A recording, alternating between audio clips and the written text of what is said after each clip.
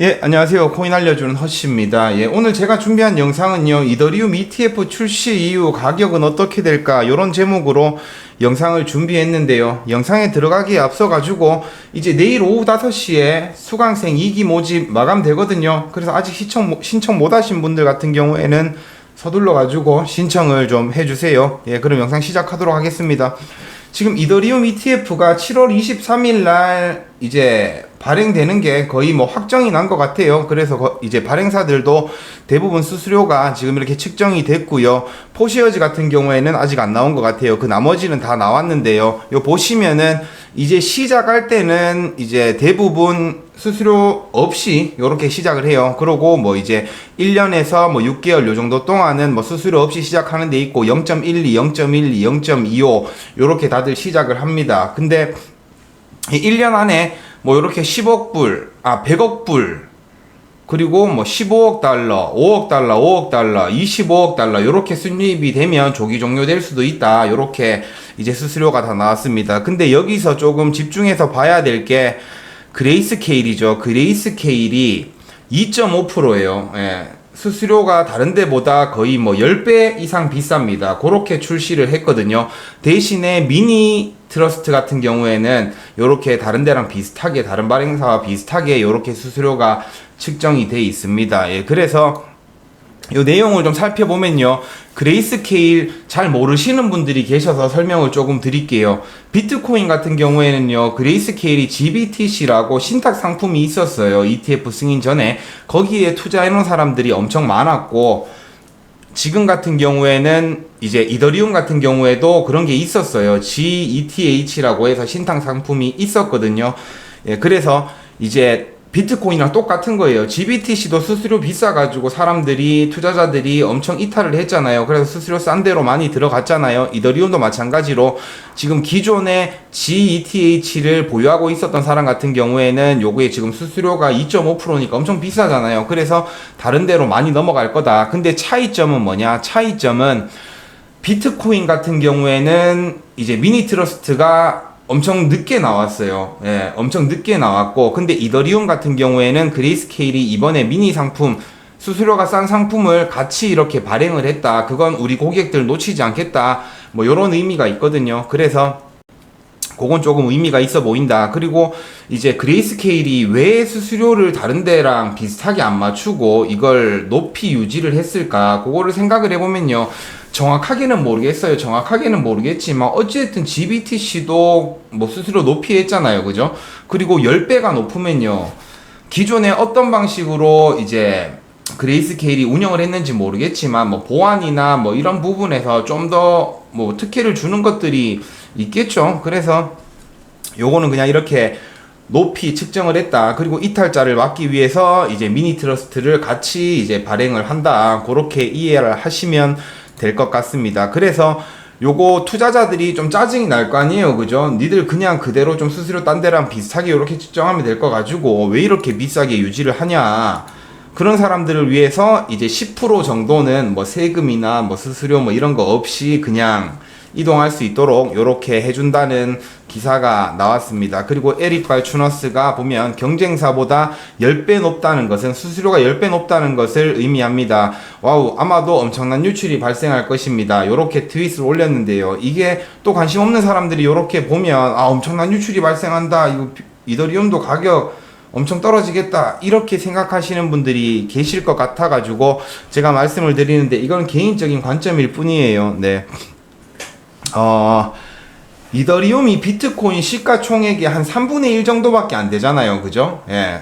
그래서 보면 GBTC랑 GETH랑 이제 요렇게 금액을 봐도요. 거의 3분의 1 정도 됩니다. 그러니까 이제 수요 자체도 BTC랑 이더리움이랑 비슷했다. 요렇게 보시면 되거든요. 그래서 ETF가 출시가 되면 저는 그것도 마찬가지로 비트코인보다는 금액이 한 3분의 1 정도 줄겠지만 시총은 또 3분의 1 낮으니까 이제 비트코인만큼은 유입되지 않을까 이런 생각을 저는 조심스럽게 하고 있거든요. 그리고 이게 비트코인 가격이 엄청난 하락을, 발행 이후에 엄청난 하락을 했던 이유는요.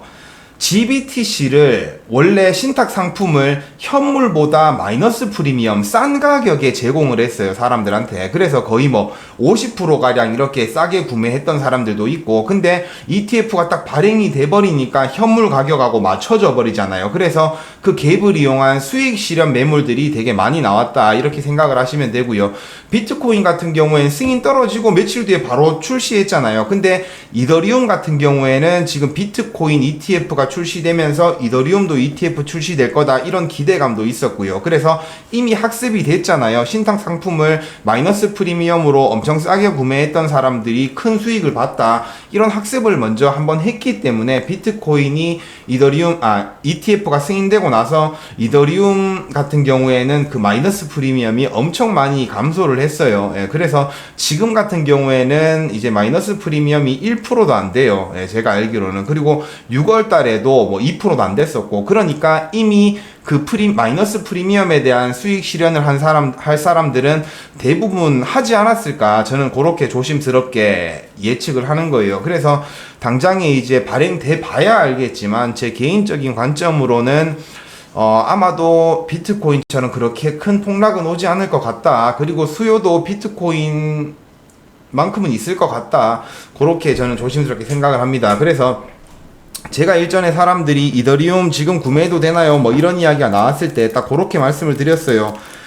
이더리움 ETF가 딱 발행이 되기 전까지 가격이 엄청 크게 뭐 폭등을 한다, 그러면 이제 그거는 조금 매수하기 좋지 않을 것 같다라고 말씀을 드렸고, 근데 이게 가격이 지지부진하게 큰 상승 없이 그렇게 가면 나는 ETF가 승인되고 나서도 꾸준하게 상승을 할 수 있을 것 같다, 요렇게 입장을 밝혔거든요. 근데 지금 가격 보시면 뭐 이더리움 ETF 승인된다고 해서 크게 상승한 거 없잖아요. 그래서 저는 이제 발행 이후에 좀 더 상승을 뭐 큰 폭으로 해줄 수 있을 것 같다라는 기대감이 있습니다. 그래서 저는 한 2달 전부터 이더리움을 계속 조금 매집을 해놓은 상태고요. 계속 말씀드렸잖아요, 그죠? 영상에서도 이더리움 지금 뭐 매수하기 괜찮다라고 말씀을 드렸고, 그래서 저는 꾸준하게 매수를 조금 해놨습니다. 그래서 이제 출시가 되더라도 저는 조금 가지고 갈 생각이에요. 그래서 그 말씀을 드리려고 제목을 이렇게 해서 말씀을 드렸고, 저도 그냥 개인 투자자니까요, 무조건 저 따라 사고 팔고 이러면 안 돼요. 아시겠죠? 오늘 사놓고 뭐 내일 떨어진다고, 모레 떨어진다고, 23일날 발행되고 좀 떨어진다고 저 원망하고 그러시면 안 됩니다. 그냥 제 투자 관점을 공유한 것 뿐이에요. 그리고 제가 마운트곡스 상황 관련해서 리스크 관리를 좀 하자라고 말씀을 드렸잖아요. 근데 지금 가격을 보면 계속 이제 횡보예요. 왔다 갔다 하면서 뭐 64K 이하로 떨어졌다가 이상 갔다가 뭐 65K도 넘어갔다가 다시 하락했다가 뭐 이렇게 왔다 갔다 하고 있는데요.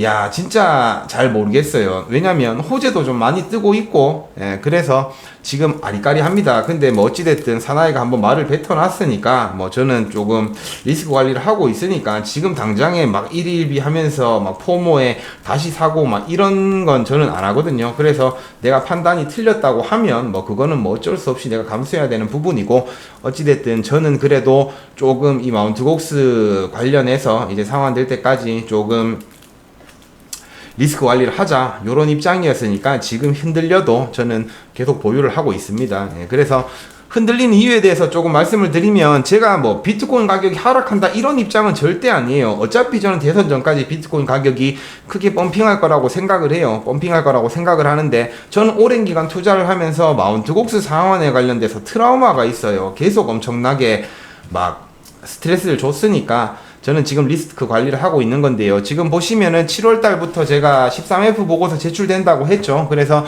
13F 보고서가 지금 제출이 되고 있어요. 근데 1분기 거를 이제 2분기에 제출을 받았을 때와 지금과는 다른 게 뭐냐면, 1분기 때 제출했던 서류는 뭐냐면 GBTC 신탁 상품을 투자했던 기관들도 ETF로 다 넘어왔기 때문에 몇 년 전에 투자했던 기관들도 다 이렇게 카운팅이 되는 거예요. 근데 2분기 때부터는 어떻게 되냐면, 지금부터 나오는 13F 보고서는 어떻게 되냐면 기존에 보유하고 있었던 기관이나 뭐 기업들이나 이런 데서 얼만큼 추가적으로 매수를 했는지 아니면 매도를 했는지 그게 확인이 되는 거예요. 그리고 지금부터 들어오는 보고서에 신규로 투자한 기업들이나 기관들은 전부 이제 신규 투자라고 볼 수 있거든요. 그래서 이번 2분기 보고서를 보면 정말로 기관들이나 기업들이 이렇게 비트코인을 채택하고 있는지 아니면 유출이 되고 있는지 그걸 알 수 있는 지표가 될 거라고 저는 생각을 하고요. 그래서 8월 중순까지 24F 보고서가 제출이 될 거예요. 그러면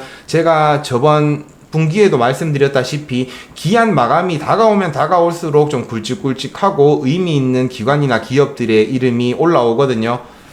그러니까 저는 8월 달에도 조금 좋게 본다. 지금 시장에서 뭐 8월을 안 좋게 보는 사람들이 좀 있죠. 근데 저는 8월에는 좋아질 거라고 생각을 한다. 근데 이제 마운트 곡스 단기 매도 압력이 있기 때문에 저는 리스크 관리에 대한 이야기를 좀 했던 거고요.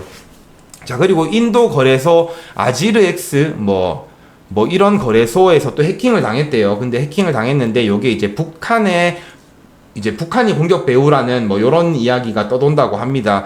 블록체인 전문조사기관 엘립틱 뭐 여기서 그렇게 이야기를 했대요.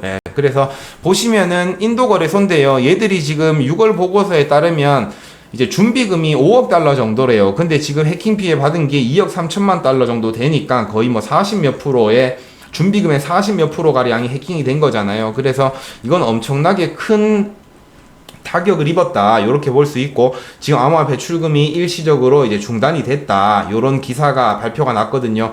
이전에 일본 거래소 해킹 사건 터졌을 때는 단기간에 가격이 쭉 한번 빠졌었어요. 근데 인도 거래소 지금 해킹 당하고는 크게 뭐 가격이 하락하고 이런 게 없었거든요. 그래서 최근에도 보면 63K 이하로 떨어졌다가도 금방 이제 상승을 다시 하고 뭐 65K 이상으로 올라갔다가도 또 이렇게 하락을 하고 그래서 매도와 매집이 막 이렇게 같이 싸움을 하고 있는 것 같아요. 그래서 계속 좀 아리까리하다라는 말씀을 좀 드리고 있고요. 그리고 마운트곡스 채권자 상환 중에 로그인 시도 실패 뭐 이런 이메일을 받은 사람들이 속속 계속 나타나고 있다고 레빗이 그냥 뭐 커뮤니티거든요. 엄청 큰 커뮤니티. 거기서 이제 나 이메일 받았는데 자꾸만 내 계정을 누가 로그인 실패했다는 막 그런 메일이 계속 날아오더라. 나 22통 받았다. 그러고 뭐 누구 15개 받았다. 이런 내용들이 계속 올라온다고 해요. 그러니까 이것도 마찬가지로 뭐 해킹이라고 봐야 될지 어쩔지는 모르겠지만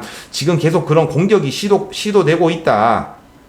개인정보를 수정해가지고 이 상환받는 비트코인을 본인이 뭐 취득하려고 뭐 그런 노력이겠죠. 그런 작업들이 막 생기고 있다. 근데 지금 같은 경우에는 추가적으로 막 이렇게 수치인 변경을 할 수가 없다고 하거든요. 그래서 큰 피해는 없겠지만 그런 시도는 일어나고 있다. 뭐 이런 기사들이 좀 떴습니다. 그리고 재밌는 소식은 바이든이요. 지금 코로나 판정을 받았대요. 그러면서 기사가 뭐라고 올라왔냐면 바이든이 코로나를 이겨내면 트럼프가 이제 총기 맞고 이렇게 파이팅 했던 효과 나올 수 있다. 뭐 이런 내용들이 막 올라오더라고요. 그 말도 안 되는 소리죠. 그죠? 얼마나 그거는 제가 봤을 땐 돌려까기인 것 같아요.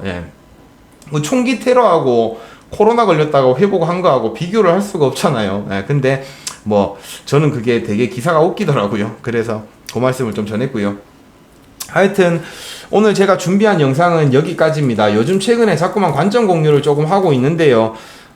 비트코인이 좀 지지부진하고 그러고 있다 보니까 근데 또 이제 진짜 곧 상승할 것 같은 느낌이 막 이렇게 오니까 사람들이 질문도 많고요. 어제도 리플 관련해서 뭐 이제 뭐 어떤 이슈가 있는지 저한테 막 말씀해 달라고 막 질문하시고 이더리움 같은 경우에도 뭐 ETF 승인하면 올라갈까요? 이런 질문 많이 주시고 그래서 제가 요즘은 그냥 조금 가벼운 마음으로 관점 공유를 좀 하는 거예요. 제 말이 맞다 틀렸다 이런 거 절대 아니고 그냥 저는 그렇게 생각한다 요 정도로 관점을 공유하고 있는 거니까요. 그냥 참고만 해주시기 바라고 자랑은 아니지만 어제 단톡방에서 누군가가 그렇게 이야기했어요. 리플 막 오르는데 지금 뭐 이슈 있나요? 막 그러면서 어떤 사람 궁금하다 그러니까 뭐 저도 궁금해요 막 이렇게 이야기를 하던데 제가 저번 주 주말에 한번 이야기를 했잖아요. 리플 맥시 하나 만나가지고 이런저런 이야기를 했다고. 왜냐면 저도 떠도는 찌라시가 있고 찌라시를 듣고 막 이렇게 관심이 있으니까 그걸 물어봤던 거예요. 근데 지금은 이미 많이 올랐잖아요. 지금 이제 사람들이 단톡방에 물어봤을 때는 저점 대비해서 한 열흘 만에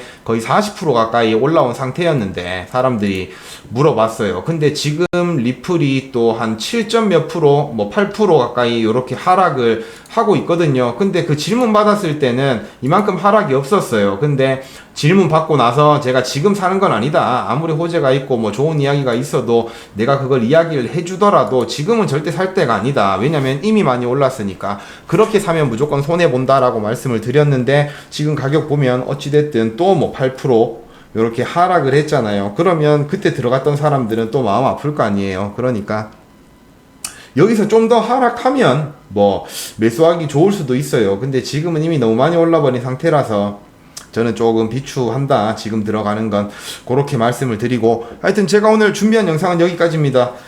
예, 시청해주셔서 감사하고 제가 다음에 또 좋은 영상으로 찾아뵙도록 하겠습니다. 시청해주셔서 감사합니다.